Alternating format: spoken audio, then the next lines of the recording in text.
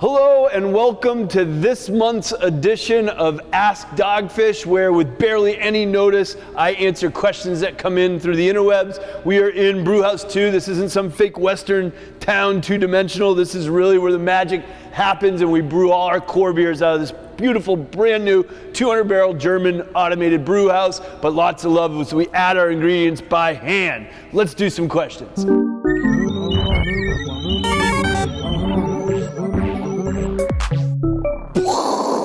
This question comes in from Chris Lang, a good man with an unfortunate problem. He's asking, when is Aprihop coming back? Because he's allergic to mangoes, so he can't have our romantic chemistry. So romantic chemistry is sort of the evolution of Aprihop, the fruit IPA that we began brewing and brewed every year since 1995. It also has apricots, but it has mango and gingers. And since you're allergic to the mangoes, we got great news trucking towards you literally right now.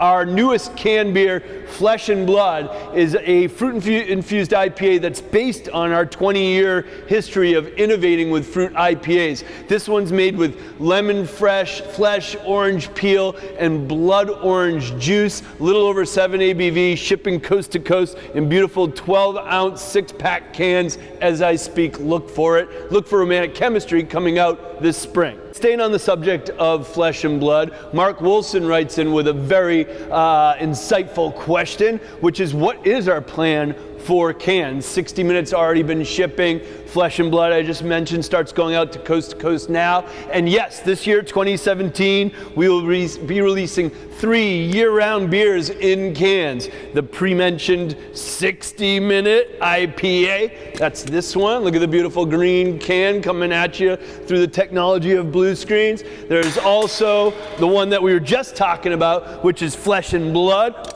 Whoa, Flesh and Blood, a little over 7% ABV, brewed with all these beautiful real fruits. When you come to our brew house on brew day, it looks like a grocery store. It does not look like a laboratory. We use real fruit in our fruit IPAs, as we always have been. And what starts shipping in the next few weeks is the last year-round beer from Dogfish Head. That is being in cans, and that is our Sea Quench Ale. We have been doing session sours for well over a decade with Festina Pesch, the first fruit-infused Berliner Weiss to be packaged and distributed in America.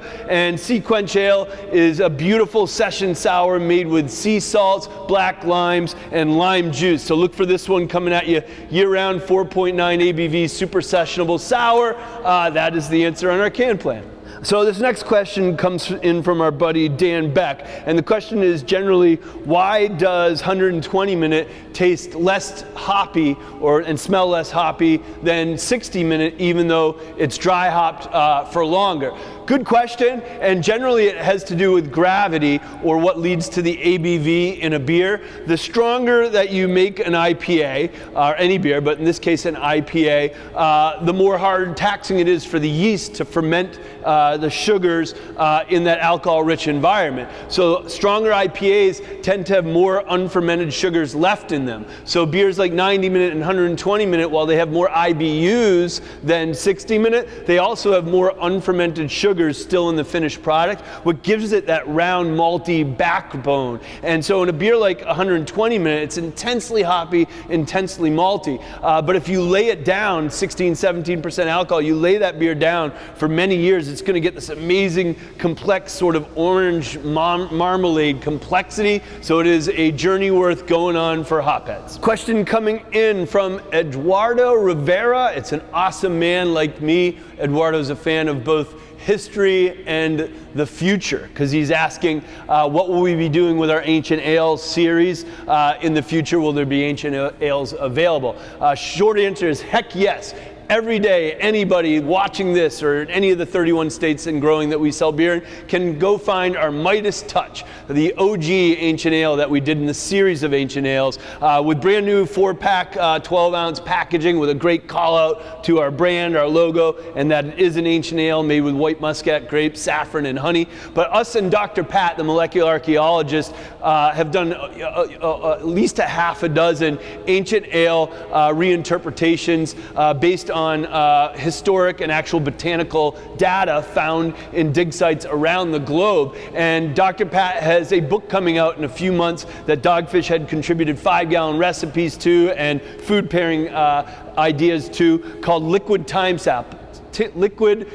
Capsules. So look for that book and look for Midas Touch on the shelves, and who knows, there may be other ancient ales in the future as well. So David Wright asked the question that we all probably ask each other when we look at ourselves in the mirror in the morning, which is, if I was at a spa and I could only choose one beer in the world to fill my tub with, and that I could spend hours just soaking in this specific beer, I think I would go with Bitches Brew, because I'd feel like I was in a big giant pudding. It looks kind of pudding-like, like a chocolate pudding. It's dark, it's roasty, it's rich. Also, it smells so good from the African sugars that are in it and the tree roots that are in it. And I'd put on Miles Davis's album Sketches of Spain, a beautiful, mellow Miles Davis album, and probably read a little William Carlos Williams, and then just drink my way out of that hot mess. So that's this month's edition of Ask Dogfish. I gotta hit the road now, literally heading up to the Extreme Beer Fest in Boston, put on by our buddies at Beer Advocate. Gonna be serving the beers we talked about today, like Sea Quench Ale and Flesh and Blood, and actually Puddin' Wine, a Christmas-themed barley wine that we brewed with the Alstrom brothers here. Might also be a great bathtub spa beer. Hope you can try it with us up there at EBF, and even if you can't, keep drinking the good stuff. Cheers.